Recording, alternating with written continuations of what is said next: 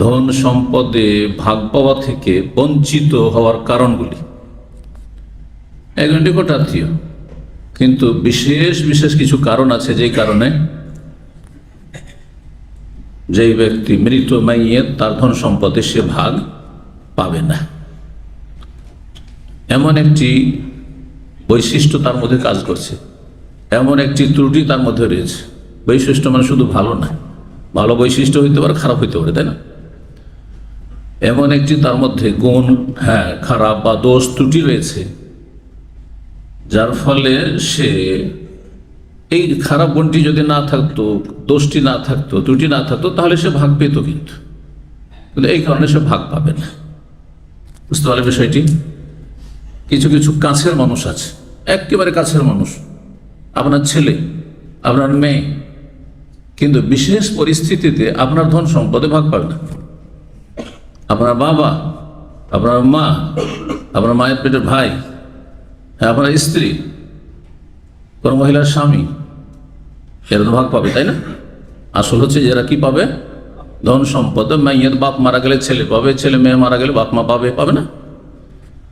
কিন্তু তার মধ্যে বিশেষ কিছু দোষ ত্রুটি, ঘাটতির কারণে ধন সম্পদের ভাগ পাওয়া থেকে বঞ্চিত হয়, মাহরুম হবে। এগুলোকে আল মাওয়ানে মিনাল ইরস বা মাওয়ানিউল ইরস, ধন সম্পদে, পরিত্যক্ত ধন সম্পদে ভাগ পাওয়াতে বাধাগ্রস্ত হওয়ার কারণ। কারো জানা আছে সম্পর্কে? ছিলেন ওই করছে, মাশাআল্লাহ, তাহলে তো কিছু জানা আছে। কি, কয়টি? না একটা না, কয়টি? প্রথম দুইটি। আর কেউ? চারটি। মাশাআল্লাহ। আর কেউ? আর কেউ নাই। দু মজাব হইল, তাই না? চারটি হানাফি মজা হইল, আর এটা ভুল মজা হইল। ওইটা কমপক্ষে হানাফি মজা হয়েছে। তিনটি। মাশাআল্লাহ। এটা অধিকাংশ ওলামাদের মজাব। বুঝতে পেরেছেন? অর্থাৎ এই ক্ষেত্রে সর্বসম্মতিক্রমে, মানে সকল উম্মতের ওলামা, হানাফি, শাফি, মালিক, হাম্বলি, আহলুস সুন্নাত, আহলুল হাদিস, সবাই একমত যে তিনটি বিশেষ কারণ রয়েছে, যে কারণগুলিতে কি হয়ে যায়, একজন নিকটাত্মীয় মিরাস থেকে, পরিত্যক্ত ধন সম্পদ থেকে বঞ্চিত হয়ে যায়। তিনটির যে কোনো একটি কারণ থাকলে। বুঝতে পারলেন? এই তিনটি কারণ হচ্ছে মুত্তাফাক আলাই, মানে সর্বসম্মতিক্রমে, কোনো ইখতিলাফ নেই। চতুর্থ যে কারণটি, যে চারটি বলেছেন, চতুর্থ কারণটি ইখতিলাফ রয়েছে, বড় মতভেদ রয়েছে। শুধু অল্প একটি ক্ষুদ্র দল বলেছে যে সেটিও বাধা, কিন্তু এর কোনো শক্ত দলিল নেই, বরং সেটি আসলে যখন দলিল প্রমাণ নেই, তারপরে এটি অবিচার বলবো যখন, তখন বুঝতে পারবেন যে শুধু এই কারণে ওকে বঞ্চিত করে দেবেন। কথা বুঝতে পারছেন? এটা কোনো এমন ত্রুটি নাই। তো এখন যারা তিনটি কারণ বললো, যে দুটি বলেছে বলুক। এই ইসলাম ধর্ম ত্যাগ করলে শুধু, আর ইসলাম ধর্ম যদি গ্রহণ করে কেউ, ত্যাগ করলো না, কাফের ছিল, ইসলাম ধর্ম গ্রহণ করেছে, আর যে মারা গেল সে কাফের হয়ে আছে, তাহলে শুধু ইসলাম ধর্ম ত্যাগ করলে হয় না, তাহলে কথাটি ভুলে গেল, তাই না? আচ্ছা, চলেন, যে তিনটি বলেছেন। আচ্ছা, কেউ আর? না, ওই হানাফিদের নিয়ত পড়ে নিয়েছেন, ইক্তাদাইতু বিহাযাল ইমাম, ভাই ইমামকে সব ভেরে দিলাম, মানে ওকে সব দায়িত্ব দিয়ে দিলাম, আপনি সূরা ফাতিহা পড়েন, আমরা কিচ্ছু পড়বো না। যারা ইক্তাদাইতু বিহাযাল ইমামের বিদআত করে, এটি বিদআত, গুনাহর কাজ, এতে কোনো সন্দেহ নেই, কোনো প্রমাণ নেই। আবু হানিফা থেকে প্রমাণ দিতে পারবে না, মন গড়া কথা এগুলো।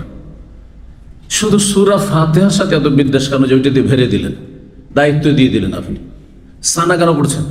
ওটাও ইক্তাদাইতু বিহাযাল ইমাম, ওইটাও দায়িত্ব দিয়ে দেন। আচ্ছা, তাকবীরে তাহরিমা কেন আপনি পড়ছেন? ওটিও চাপিয়ে দেন ইমামের ওপর, যে আপনি সব কিছুই করেন, আমরা পেছনে আছি। পরে এর সাথে অতিরিক্ত করেন, যে বাবা আপনাকে বেতন দিয়েছে, আপনি ইমাম মসজিদের, আপনি নামাজ পড়ে আপনাকে নামাজ ভেরে দিলাম, আমরা বাসায় থাকি। করেন এসব মন গড়া ফতোয়া। বুঝতে পেরেছেন? নিজের দায়িত্ব নিজে পালন করতে হবে। ইমাম পড়ে নিল, আমার হয়ে গেল, আর এর জন্য মুখে উচ্চারণ করে আবার বলতে হবে, এসব ভ্রান্ত কথা। জি, কথা প্রসঙ্গে বললাম। জি, ধর্মের ভিত্তিতে, ধর্মের ভিন্নতা, আরবিতে বল ইখতিলাফুদ্দিন, মনে থাকবে? ইখতিলাফুদ্দিন মানে ধর্মের ভিন্নতা। একজন মুসলিম আরেকজন হিন্দু, হিন্দু মুসলিমের ওয়ারিস হবে না, মুসলিম হিন্দুর হবে না। একজন খ্রিস্টান আর একজন মুসলিম, বাপ খ্রিস্টান হয়েছে, ছেলে মুসলিম হয়ে গেছে, অথবা বাপ মুসলিম হয়েছে, ছেলে বলছে আমি হব না।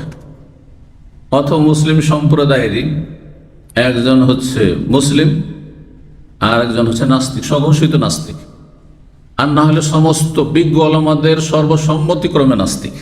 একজন নাস্তিক বলে কেউ নাস্তিক হয় না, মানে ওয়ারিস থেকে বঞ্চিত করা যায় না। কথা বুঝতে পারছেন না? কারণ আমাদের দেশে আমার খেয়াল খুশি ফতোয়া আছে তো, হ্যাঁ, এমন কোনো আলেম নাই যে, হ্যাঁ, বিশেষ করে কোরআন সুন্নাহর আলেম হলে তো বেদাতির সব আমাদেরকে ইহুদিদের দালাগার নাস্তিক কাফের বলে, তো হয়ে যাবে নাকি?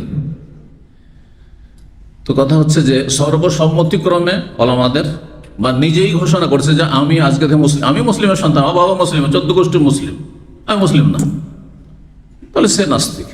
তসলিমা না, সে নাস্তিক, ইসলামের দুশমন। এইরকম যারা স্বঘোষিত, যারা ভিতরে ভিতরে মুনাফিকি লালন করছে কিন্তু প্রকাশ করছে না, ঈদ জুমাতে হাজির হচ্ছে, ইলেকশনের সময় মসজিদে হাজির হচ্ছে, হ্যাঁ, তো নাস্তিক বলা যাবে না। সেটা আল্লাহ বিচার করবে তাদের। যদি সত্যি নাস্তিক হয় তো আল্লাহ রাব্বুল হুকুম লাগাবেন, আমার আপনার অধিকার নেই। তবে যদি দেশের বিজ্ঞ সমস্ত ওলামারা ফতোয়া দেন যে না, এর মধ্যে এতগুলি ইমান ভঙ্গের কারণ পাওয়া গেছে, বা এমন একটি ইমান ভঙ্গের কারণ পাওয়া গেছে এবং তাকে জানানো হয়েছে, তারপর মানতে রাজি হয়নি, তাকে জ্ঞান দেওয়া হয়েছে, তার অজ্ঞতা দূর করা হয়েছে, আলেমদের অধিকার রয়েছে, সমস্ত আলেম মিলে, সমস্ত মানে ছোট মোটো আলেম না, বিজ্ঞ দেশের শীর্ষস্থানে 10 জন আলেম হইলেই হয়, যথেষ্ট। জি, আল্লাহ বুঝার তৌফিক দান করেন। কি বুঝলেন? ছেলে নাস্তিক, বাবা হচ্ছে মুসল্লি, বাবার অনেক ধন সম্পদ আছে, ব্যবসা সব আছে, বাড়ি ঘর আছে, কিচ্ছু পাবে না এই নাস্তিক ছেলে।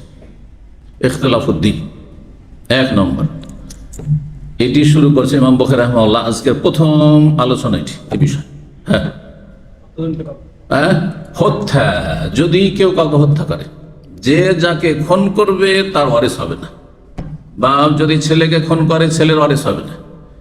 ছেলে দেখছে বাবার ধন সম্পদ অনেক বেশি, আর কতদিন আর অপেক্ষা করব? হ্যাঁ, কতদিন আর অপেক্ষা করব? তাড়াতাড়ি ফল খেয়ে বসি, করছে না? এরকম ঘটছে কিন্তু, এরকম ঘটনা, তাড়াতাড়ি সরিয়ে দে। হ্যাঁ, ভাইয়ের অনেক জমি জায়গা আছে, ধন সম্পদ আছে, হ্যাঁ, তো একে বাঁচিয়ে রাখলে তো, হ্যাঁ, দিয়ে নেবে। আর যদি ওকে মেরে দিই তাহলে তো আমি সব পেয়ে যাবো, সব পেয়ে যাবো, তাহলে ওয়ারেস হবে না, ভাইয়ের ওয়ারেস হবে না। যে যাকে খুন করবে তার ওয়ারেস, কাতেল মকতুলের ওয়ারেস হবে না। আল কাতল, খুন করা, এটা ত্রুটি না, অপরাধ না, এই জন্য ত্রুটি বলেছি। বিভিন্ন রকমের ত্রুটি মানে হালকা বিষয় না, ত্রুটি বড়, সবচেয়ে বড় ত্রুটি হচ্ছে শিরক কুফরি। হ্যাঁ, বড় ধ্বংসাত্মক ত্রুটি হচ্ছে 7টি ধ্বংসাত্মক গুনাহ, তার মধ্যে খুন করা, সুদ খাওয়া, ইত্যাদি ইত্যাদি কাবিরা গুনাহ, ত্রুটি।